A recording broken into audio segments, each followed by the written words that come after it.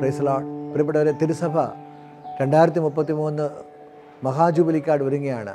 മഹാജൂബിലിക്ക് മുമ്പ് യേശുവിൻ്റെ വലിയ സ്വപ്നമായ നിങ്ങൾ ലോകമെങ്ങും പോയി എല്ലാ സൃഷ്ടികളോടും സുവിശേഷം പ്രസംഗിക്കുവിൻ. അതെ, ലോകമെമ്പുമുള്ള യേശുവിൻ്റെ സുവിശേഷ പേരയ്ക്ക് തുടക്കമിടുവാൻ, അത് വീണ്ടും കത്തിച്ചൊലിക്കാൻ വേണ്ടിയാണ് നമ്മൾ ഇപ്രാവശ്യം മിഷൻ വാരിയേഴ്സ് പ്രോഗ്രാം ക്രമീകരിച്ചത്.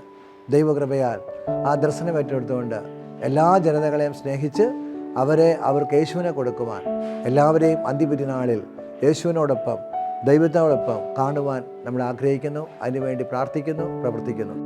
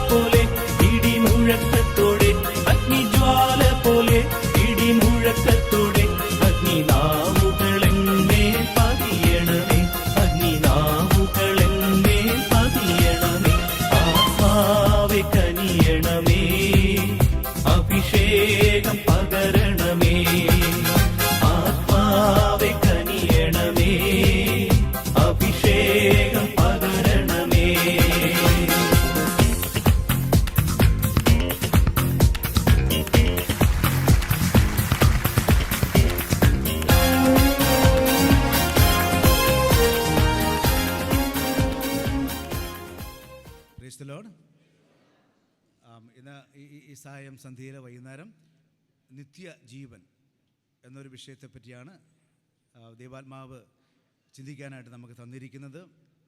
ഈ ശുശ്രൂഷയുടെ ഉത്തരവാദിത്തപ്പെട്ട ആളുകൾ ദൈവാത്മാവിൽ ആവശ്യപ്പെട്ടിരിക്കുന്നത്. Praise the Lord. Hallelujah, hallelujah. ഇതിന് 2-3 തലങ്ങൾ നമ്മളൊന്ന് കാണുകയാണ്.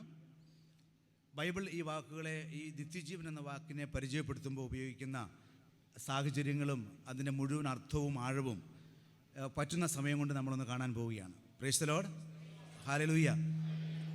നമുക്കറിയാം, നിത്യജീവൻ എന്ന് പറയുമ്പോൾ നമ്മുടെ മനസ്സിലേക്ക് ചില അറിവും ധാരണയും ചിന്തയും ആഗ്രഹവും എല്ലാം ഉണ്ട്, കടന്നു വരുന്നുണ്ട്. എങ്കിലും ബൈബിളിൻ്റെ പേജുകളിലൂടെ നമ്മളിതിനെ ഒരിക്കൽ കൂടെ ഒന്ന് പരിശോധിക്കുകയാണ്. Praise the Lord, hallelujah. നമ്മുടെ ആത്യന്തികമായ ലക്ഷ്യം എന്ന് പറയുന്നത് ദൈവത്തിൻ്റെ പദ്ധതി പ്രകാരം അവൻ്റെ മക്കളായി തീരുക എന്നുള്ളതാണ്. ഹല്ലേലൂയ. ക്രിസ്തുവിൽ ദൈവം നമ്മളെ സ്വന്തമാക്കിയിരിക്കുന്നു. യേശു ക്രിസ്തുവിലൂടെ പിതാവായ ദൈവം നമ്മളെ അവൻ്റെ ദത്തുപുത്രരാക്കിയിരിക്കുന്നു, സ്വന്തമാക്കിയിരിക്കുന്നു. We have been adopted by the heavenly father through Christ Jesus. അതാണ് ഏറ്റവും ഉന്നതമായ സുവിശേഷത്തിൻ്റെ, ബൈബിളിൻ്റെ സന്ദേശമെന്ന് പറയുക. അത് ലോകാരംഭത്തിന് മുമ്പേ ദൈവം പദ്ധതിയിട്ടതാണ്.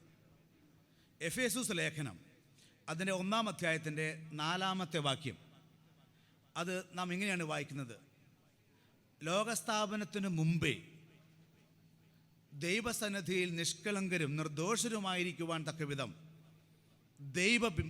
പിതാവായ ദൈവം നമ്മെ യേശു ക്രിസ്തുവിൽ തിരഞ്ഞെടുത്തു, അഡോപ്റ്റ് ചെയ്തു. ഹല്ലേലൂയ. നമ്മളെ എന്ത് ചെയ്തു ദൈവം? നമ്മളെ ദൈവം വെറും തിരഞ്ഞെടുപ്പല്ല, അത് എന്താണത്? ദത്തുപുത്രരാക്കിയിരിക്കുന്നു. ഹല്ലേലൂയ. എപ്പോഴത് സംഭവിച്ചത്? ലോകസ്ഥാപനത്തിന് മുമ്പേ, സമയം തുടങ്ങുന്നതിന് മുമ്പേ പിതാവായ ദൈവം ചെയ്ത തീരുമാനവും പദ്ധതിയുമാണിത്. പക്ഷേ ഇത് ആരിലൂടെയാണ് ദൈവം ചെയ്തത്? യേശു ക്രിസ്തുവിലൂടെയാണ് ചെയ്യുന്നത്.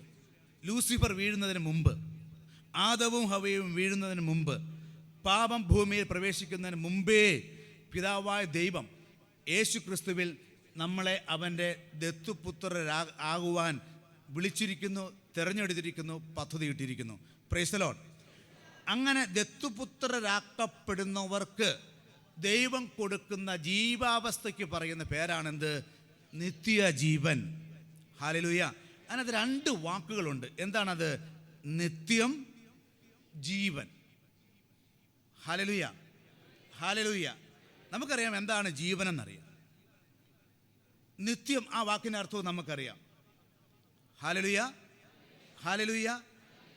ഉൽപ്പത്തിയുടെ പുസ്തകം 2-ാം അധ്യായത്തിൻ്റെ 7-ാമത്തെ വാക്യത്തിൽ മനുഷ്യ സൃഷ്ടിയെപ്പറ്റി അതിൻ്റെ വിശദാംശത്തിൽ നാം വായിക്കുമ്പോൾ ആദാമിനെ സൃഷ്ടിക്കുന്ന ദൈവം അവൻ്റെ നാസാരന്ധ്രങ്ങളിലേക്ക് ജീവവായുവിനെ ഊതിയതായി പറയുന്നുണ്ട്. പഴയ ഹീബ്രു ഭാഷയിൽ അവനിലേക്ക് ഊതി എന്ന് പറയുന്നു. അവൻ ജീവനുള്ളവനായി തീർന്നു എന്ന് പറയുന്ന ഭാഗത്ത് ജീവൻ എന്ന് പറയുന്ന വാക്ക് ഏകവചനത്തിലല്ല ഉപയോഗിക്കുന്നത്, ബഹുവചനത്തിലാണ്. ഹല്ലേലൂയ. ബഹുവചന ഹീബ്രു പദമാണ് ഇവിടെ ജീവൻ എന്ന വാക്കിന് വേണ്ടി ഉപയോഗിക്കുക. എന്ന് പറഞ്ഞാൽ മനുഷ്യൻ്റെ 3 തലങ്ങൾ. 1 തെസ്സലോനിക്ക ലേഖനം 5-ാം അധ്യായത്തിൻ്റെ 23 പറയുന്ന ഒരു മനുഷ്യ വ്യക്തിത്വത്തിൻ്റെ 3 തലങ്ങളിലേക്കുമുള്ള ബഹുവചന ജീവനെയാണ്, പ്ലൂറൽ ലൈഫിനെയാണ് ദൈവം മനുഷ്യൻ്റെ ആദാമിൻ്റെ നാസാരന്ധ്രങ്ങളിലേക്ക്, അഥവാ മനുഷ്യ സൃഷ്ടിയുടെ ആദ്യ നിമിഷങ്ങളിൽ അവനെ ഉള്ളവനാക്കുവാനായി ദൈവിക പദ്ധതിയിൽ മനുഷ്യനോട് ചേർത്ത് വെച്ചത്. അവൻ്റെ ശരീരത്തിന് അവൻ ജീവൻ നൽകി, അവൻ്റെ മനസ്സിന് ദൈവം ജീവൻ നൽകി, അവൻ്റെ ആത്മാവിനും ദൈവം ജീവനെ നൽകി. ഹല്ലേലൂയ. അപ്പം ജീവനുകളെയാണ് ദൈവം ആദാമിലേക്ക് ഊതുന്നത്. ശരീരത്തിന് വേണ്ട ജീവൻ അവൻ ആ ഒരു സ്വർഗീയ കാറ്റിലൂടെ ദൈവം മനുഷ്യന് നൽകി. ആ മനസ്സിന് വേണ്ട ജീവനെ അവൻ നൽകി. ആത്മാവിന് വേണ്ട ജീവനെയും ദൈവം, ഹല്ലേലൂയ, ആദാമിനും സകല മനുഷ്യർക്കുമായി അവൻ്റെ സന്തതികൾക്കുമായി നൽകി എന്ന് തിരുവചനം നമ്മെ പഠിപ്പിക്കുന്നു. Praise the Lord. ഹല്ലേലൂയ. അപ്പം ദൈവത്തിന് ജീവനെ കൊടുക്കാൻ പറ്റും. ആ ജീവനെ കൊടുക്കുന്നതിൽ അവൻ അതിനെ ഹല്ലേലൂയ വളരെ വിശേഷമായി കാണുന്നു. താൽക്കാലിക ജീവൻ വേണ്ടതിന് താൽക്കാലിക ജീവനും, പ്രിയപ്പെട്ട ദൈവജനമേ, നശ്വര ജീവൻ വേണ്ടതിന് നശ്വര ജീവനും, നിത്യതയുടെ ജീവൻ വേണ്ട ദൈവത്തിൻ്റെ പദ്ധതി പ്രകാരമുള്ള അവൻ്റെ ശ്രേഷ്ഠ സാദൃശ്യ ഛായയിൽ സൃഷ്ടിക്കപ്പെട്ട മനുഷ്യന് ആ ജീവനും കൊടുക്കുവാനുള്ള തീരുമാനം ദൈവത്തിൻ്റെ പദ്ധതിയിലുണ്ട്. അതിനെ സൂചിപ്പിക്കുന്ന ഒരു പദവും കൂടിയാണ് അഡോപ്ഷൻ, അഥവാ ദൈവം നമ്മെ ക്രിസ്തുവിൽ തിരഞ്ഞെടുത്തിരിക്കുന്നു എന്നുള്ളത്. എന്താണ് ക്രിസ്തു എന്ന വാക്കുകൊണ്ട് ഇവിടെ നാം മനസ്സിലാക്കുക? അല്ലെങ്കിൽ അതിൻ്റെ മറ്റൊരു തലത്തിൽ നിന്ന് ഈ വാക്കിനെ നമ്മളൊന്ന് പരിശോധിക്കാൻ പോവുകയാണ്. നിത്യജീവനാണ് നമ്മുടെ പഠന വിഷയം, അല്ലെങ്കിൽ നമ്മുടെ പ്രതിപാദ്യ പ്രസംഗ ധ്യാന വിഷയം എന്ന് പറയുന്നത്. യോഹന്നാന്റെ ആദ്യത്തെ ലേഖനം അതിൻ്റെ 5-ാം അധ്യായത്തിൻ്റെ 20-ാമത്തെ വാക്യം വളരെ പരിചിതമായ ഒരു വാക്യമാണ്. ദൈവപുത്രൻ വന്നെന്നും സത്യസ്വരൂപനെ അറിയുവാൻ ഉള്ള കഴിവ് നൽകിയെന്നും നാം അറിയുന്നു. നാം ആകട്ടെ സത്യസ്വരൂപനിലും അവിടുത്തെ പുത്രനായ യേശുക്രിസ്തുവിലുമാണ്. ഇവനാണ് നിത്യജീവൻ. യേശുക്രിസ്തുവാണ് സത്യദൈവവും നിത്യജീവനും. അപ്പം നിത്യജീവൻ എന്ന് പറയുന്നത് ഈ വചനപ്രകാരം ഒരു വ്യക്തിയാണ്. ആ വ്യക്തി സത്യദൈവമാണ്. അവൻ്റെ പേരാണെന്ത്? യേശുക്രിസ്തു. യേശുക്രിസ്തുവാണ് നിത്യജീവൻ. യേശുക്രിസ്തുവാണ് നിത്യജീവൻ. ഈ വചനപ്രകാരം അവനാണ് സത്യദൈവവും നിത്യജീവൻ. അപ്പം നിത്യജീവൻ പ്രാപിക്കാൻ എന്ത് ചെയ്യണം എന്ന ചോദ്യത്തിൻ്റെ ഏറ്റവും ലളിതമായ ഉത്തരം എന്താണ്? യേശുക്രിസ്തുവിനെ സ്വന്തമാക്കുക എന്നുള്ളതാണ്. അതാണ് പറഞ്ഞത്, യേശുക്രിസ്തുവിൽ പിതാവായ ദൈവം നമ്മെ ദത്തുപുത്രരാക്കിയിരിക്കുന്നു. ഈ ദത്തുപുത്രന്മാർക്ക് മരണമില്ല. ഈ ദത്തുപുത്രന്മാർക്ക്, ദൈവമക്കൾക്ക് പുത്രത്വത്തിൻ്റെ ആത്മാവിനെ യേശുക്രിസ്തുവിലൂടെ സ്വീകരിച്ച ദൈവത്തിൻ്റെ തിരഞ്ഞെടുക്കപ്പെട്ട ദത്തുപുത്രന്മാർക്ക് മരണമില്ല. ആ അവസ്ഥയ്ക്ക് ബൈബിൾ വിളിക്കുന്ന പേരാണ് നിത്യത. അവർ അവിടെ ജീവിക്കുമ്പോൾ അവർ അനുഭവിക്കുന്ന ജീവന് പറയുന്ന പേരാണ് നിത്യജീവൻ. അത് ക്രിസ്തുവിലാണ് എന്ന് തിരിച്ചറിയുക. Praise the Lord. അപ്പോൾ നിത്യജീവനും നിത്യജീവൻ്റെ ഉറവയും ഉറവിടവും ദാതാവും അതിൻ്റെ ഉറപ്പും ആരാണ്? യേശുക്രിസ്തുവാണ് എന്ന് തിരിച്ചറിയുക. Hallelujah, hallelujah. അതുകൊണ്ട് ദൈവപിതാവിൻ്റെ യുഗങ്ങൾക്ക് മുമ്പേ ഉള്ള സ്വർഗീയ പദ്ധതിയോട് ഞാൻ വ്യക്തിപരമായി ചേരണം. മറ്റുള്ളവരെ അതിലേക്ക് ചേർക്കുകയും ചെയ്യണം. ഇതാണ് സുവിശേഷ ശുശ്രൂഷ എന്ന് പറയുന്നത്. മറ്റുള്ളവരെ ചേർക്കുന്നതിൻ്റെ അധ്വാനത്തിനിടയ്ക്ക് എൻ്റെ ജീവൻ നഷ്ടമാകാൻ പാടില്ല. ഹല്ലേലൂയ. മറ്റുള്ളവരെ സുവിശേഷത്തിൻ്റെ ഈ ശക്തിയിലേക്ക്, ദത്തുപുത്ര സ്ഥാനത്തേക്ക്, പിതൃഭവനത്തിലേക്ക് കൊണ്ടുവരുന്ന അധ്വാനത്തിനിടയ്ക്ക് എനിക്ക് എന്നെ നഷ്ടമാക്കാൻ പറ്റില്ല.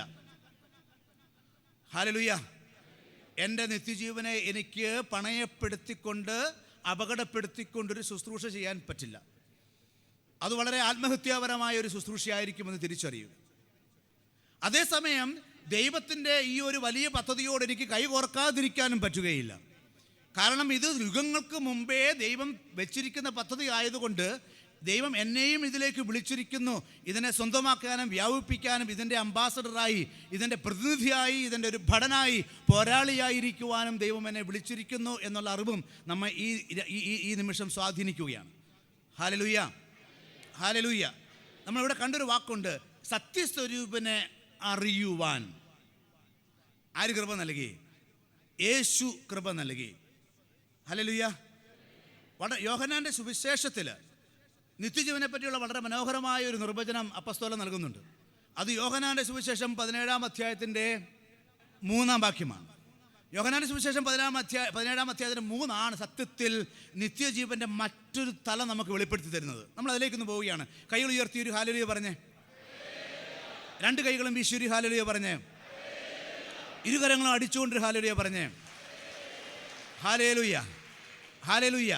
അപ്പോൾ യോഹന്നാൻ 17:3 നമുക്കൊന്ന് ആവർത്തിക്കാം. പിതാവേ, ഏക സത്യദൈവമായ അങ്ങയെയും അവിടുന്ന് അയച്ച പുത്രനെയും അറിയുക എന്നതാണ് നിത്യജീവൻ. നമ്മൾ 1 യോഹന്നാൻ 5:20 എന്താ കണ്ടേ? സത്യസ്വരൂപനെ അറിയുവാൻ യേശു കൃപ നൽകി. ഹല്ലേലൂയ. എന്നിട്ട് പറയുകയാണ്, അവൻ തന്നെയാണ് സത്യദൈവവും. ഇവിടെ യേശു എന്താ 17:3 എന്താ പറയുന്നത്? ഏക സത്യദൈവമായ അവിടുത്തെയും. അപ്പം യോഹന്നാൻ 1:5-20 സത്യദൈവം ആരാണ്? യേശു ക്രിസ്തുവിന്. യോഹന്നാൻ 17:3 സത്യദൈവം ആരാണ്? പിതാവായ ദൈവത്തെ പറ്റി പറയുകയാണ്. സത്യദൈവമായ അങ്ങയെയും അവിടുത്തെയും അവിടുന്ന് അയച്ച പുത്രനെയും അറിയുക എന്നതാണ് ഇവിടെ പറയുന്നത്. നിത്യജീവൻ പ്രാപിക്കാനുള്ള വഴിയെപ്പറ്റിയല്ല പറയുന്നത്. നിത്യജീവൻ എന്താണെന്നാണ് പറയുന്നത്. What should I do for eternal? No. What is eternal life? നിത്യജീവൻ എന്താണെന്നാണ് പറയുന്നത്. നിത്യജീവനെ നിർവചിക്കുകയാണ് മറ്റൊരു തലത്തിൽ പരിശുദ്ധാത്മാവ് വിശുദ്ധനായ യോഹന്നാനിലൂടെ. എന്താണ് നിത്യജീവൻ? അതൊരു അറിവാണ്. ഈ അറിവ് എന്ന ബൈബിൾ വാക്യത്തിനൊരു അർത്ഥമുണ്ട്.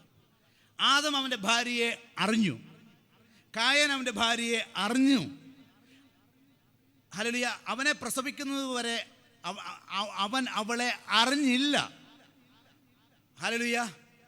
അറിയുക എന്ന ബൈബിൾ പദത്തിൻ്റെ അർത്ഥം എന്താണ്? ഒന്നാവുക. എന്താണ് അർത്ഥം? ഒന്നാവുക, ലയിക്കുക, ഒന്നാവുക. ഏക സത്യദൈവമായ അവിടുത്തെയും അവിടുന്ന് അയച്ച യേശു ക്രിസ്തുവിനെയും അറിയുക, ഒന്നായിത്തീരുക. പിതാവിനോടും പുത്രനോടും ഒന്നായിത്തീരുന്നതാണ്, ഒന്നായി ഇരിക്കുന്നതാണ് ആ നിത്യമായ സ്വർഗീയ ദിവ്യകാരുണ്യത്തിലേക്ക്, ആ ഒരു ഏകത്വത്തിലേക്ക്, അവനിലേക്ക് ഒന്നായിത്തീരുന്നതാണ് a divine communion, the eternal communion with the holy trinity. നിത്യനായ പരമപരിശുദ്ധനായ ത്രിയേക ദൈവവുമായി ഒന്നായിരിക്കുന്നതാണെന്ത്? നിത്യജീവൻ. അറിഞ്ഞ് ഒന്നായി അവനോട് ചേർന്നിരിക്കുന്നതാണെന്ത്? നിത്യജീവൻ. Hallelujah, hallelujah, hallelujah. അപ്പോൾ എങ്ങനെയാ പിതാവിനെയും പുത്രനെയും അറിയുന്നേ? പരിശുദ്ധാത്മാവിലൂടെ. പരിശുദ്ധാത്മാവിന് വെളിയിലുള്ള ദൈവാന്വേഷണവും ദൈവിക അറിവും അബദ്ധമാണ്. മറ്റു വാക്കുകളിൽ പറഞ്ഞാൽ എന്താണ് നിത്യജീവൻ? പിതാവിനെയും പുത്രനെയും പരിശുദ്ധാത്മാവിൽ അറിയുക. എൻ്റെ സഹായകനായി ദൈവപിതാവ് എനിക്ക് നൽകിയിരിക്കുന്ന ഹല്ലേലൂയ ക്രിസ്തുവിൻ്റെ തിരുവുത്ഥാനത്തിനും സ്വർഗാരോഹണത്തിനും പരിശുദ്ധാത്മ വരവിനും ശേഷമുള്ള ക്രിസ്തീയ ജീവിതത്തിലെ സഹായകനായി നമ്മുടെ കൂടെ വസിക്കുന്ന ദൈവമായ പരിശുദ്ധാത്മാവിൻ നൽകുന്ന ശക്തിയിലും അറിവിലും പരിശുദ്ധാത്മാവിലൂടെ പിതാവിനോടും പുത്രനോടും ചേരുന്നതാണ്, അഥവാ ത്രിയേക ദൈവത്തിലായിരിക്കുന്നതാണ് എന്ത്? നിത്യജീവൻ. അതിൻ്റെ ഒരു മുന്നാസ്വാദനമായി ഈശോ പറയും, യോഹന്നാൻ 14 ഹല്ലേലൂയ 26 പറയും. എന്ത് പറയും? 23 മുതലുള്ള വാക്യങ്ങൾ പറയും, ഹല്ലേലൂയ, ഞാനും പിതാവും വന്ന് അവനിൽ വസിക്കും, പരിശുദ്ധാത്മാവ് നിങ്ങളിൽ വാസം ചെയ്യും. Hallelujah, hallelujah, hallelujah. പ്രിയപ്പെട്ട ദൈവജനമേ, എന്താണ് നിത്യജീവൻ? നമ്മുടെ ത്രിയേക ദൈവത്തോട് ഒന്നായി ജീവിക്കുക, അവനോടുള്ള ആ നിത്യമായ ആ കമ്മ്യൂണിയനിലേക്ക് പ്രവേശിക്കുക, പിതാവും പുത്രനും പരിശുദ്ധാത്മാവുമായ ദൈവത്തിൻ്റെ ഭാഗമാവുക, അവൻ്റെ ഭവനത്തിലാവുക, അവൻ്റെ അവനിലെ പുത്രത്വം സ്വീകരിക്കുക.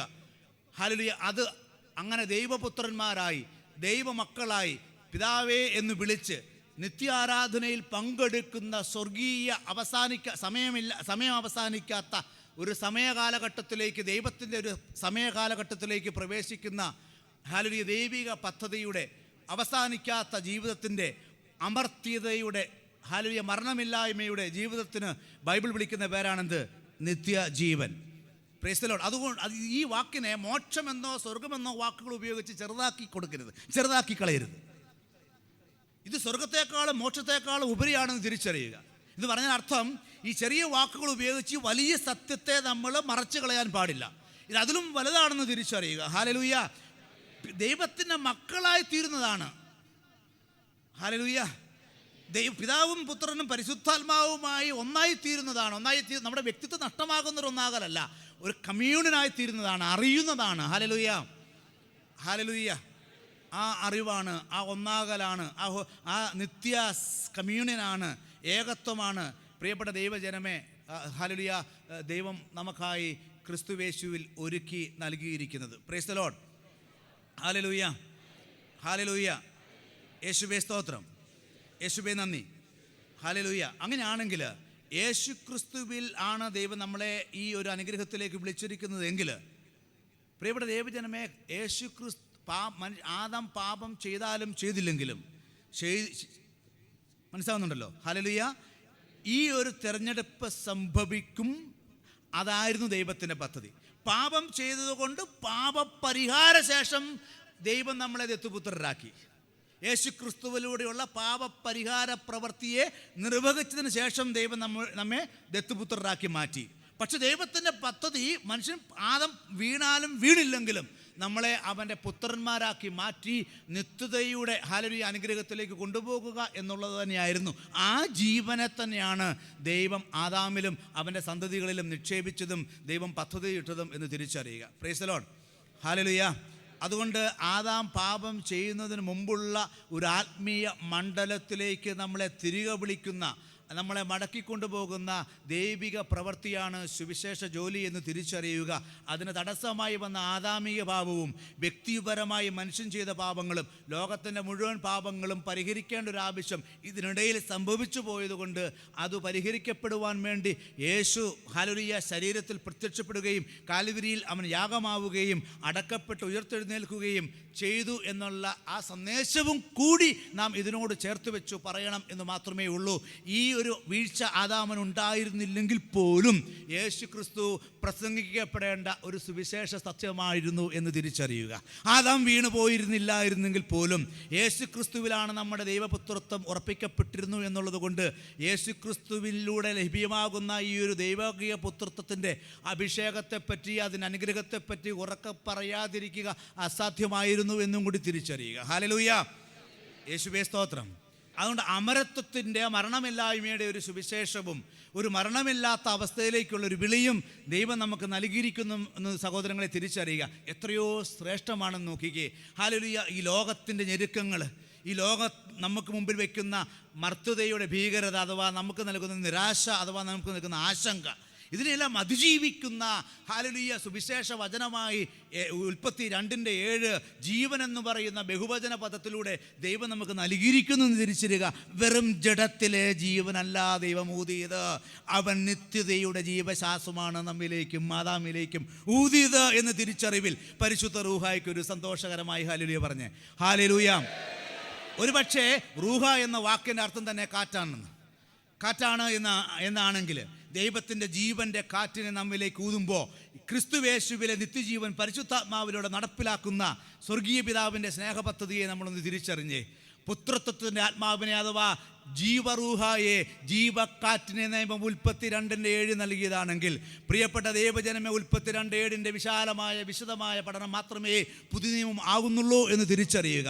ഹല്ലേലൂയ. ഉൽപ്പത്തി പുസ്തകം 1, 2, 3 വിശാല വിശദീകരണമാണ് പുതിയ നിയമങ്ങളിലെ സകല പുസ്തകങ്ങളും എന്ന് തിരിച്ചറിയുന്നിടത്താണ് ദൈവത്തിന് വേണ്ടി ഹല്ലേലൂയ പറയുവാനും ജീവൻ്റെ അവസാന ശ്വാസം വരെ കൊടുത്തും അവസാന ശ്വാസം വരെയും യേശു ക്രിസ്തുവിന് വേണ്ടി നിന്നും നിലകൊണ്ടും ഹല്ലേലൂയ നിലയുറപ്പിച്ചും രക്തം കൊടുത്തും അവന് വേണ്ടി സാക്ഷിയാകാനുള്ളൊരു തീരുമാനമെടുക്കുവാനും ഹല്ലേലൂയ അതിൻ്റെ ആഴങ്ങളിലേക്ക് ഹല്ലേലൂയ പരിശുദ്ധാത്മാവിൻ്റെ ചിറകിൽ ഹല്ലേലൂയ ചിറകിൻ്റെ കരുത്തിൽ ഇറങ്ങി നിൽക്കുവാനും നമുക്ക് സാധിക്കുകയുള്ളൂ തിരിച്ചറിയുക. Praise the Lord. Hallelujah, hallelujah. യേശുവേ സ്തോത്രം, യേശുവേ നന്ദി. അപ്പോൾ എന്താ നിത്യജീവൻ? പിതാവും പുത്രനുമായി പരിശുദ്ധാത്മാവിൽ ഒന്നാകുന്നതാണ് നിത്യജീവൻ. അതുകൊണ്ട് അത് എപ്പോഴാണ് സംഭവിക്കേണ്ടേ? ഇപ്പോൾ മുതൽ സംഭവിക്കണം. ഹല്ലേലൂയ. പിതാവിനും പുത്രനും പരിശുദ്ധാത്മാവിനും സ്തുതി. ആദിയിലെ പോലെ, യുഗങ്ങൾക്ക് മുമ്പേ ആദിയിലെ പോലെ, ഇപ്പോഴും എപ്പോഴും എന്നേക്കും. ആമേൻ. ഇതാ സുവിശേഷം. പിതാവിനും പുത്രനും പരിശുദ്ധാത്മാവിനും സ്തുതി. നിത്യജീവൻ അവനുമായി ഒന്നാകുന്നു എന്ന് യുഗങ്ങൾക്ക് മുമ്പേ ക്രിസ്തുവേശു തിരഞ്ഞെടുത്തു. ആദിയിലെ പോലെ ഇപ്പോഴും, വീണാലും വീണില്ലെങ്കിൽ എപ്പോഴും, കുരിശിൻ്റെ ശക്തിയിൽ എന്നേക്കും. ആമേൻ. ഹല്ലേലൂയ. അതാണ് സുവിശേഷം, അതാണ് ബൈബിള്. പിതാവിനും പുത്രനും പരിശുദ്ധാത്മാവിനും എന്നേക്കും, ആദിയിലെ പോലെ ഇപ്പോഴെപ്പോഴും എന്നേക്കും സ്തുതി. ആമേൻ. ഹല്ലേലൂയ. ഇതാണ് പ്രിയപ്പെട്ട ദൈവജനമേ, ബൈബിൾ മുഴുവനും ബൈബിളിൻ്റെ പുത്രത്വത്തിൻ്റെ നിത്യജീവൻ്റെ സുവിശേഷത്തിൻ്റെ ആധുനിക വർത്തമാനകാലാനുഭവത്തിന് വേണ്ടി സഭ നൽകിയിരിക്കുന്ന അതിശക്തവും ഏറ്റവും ചെറുതുമായ പ്രാർത്ഥന എന്ന് തിരിച്ചറിയുക.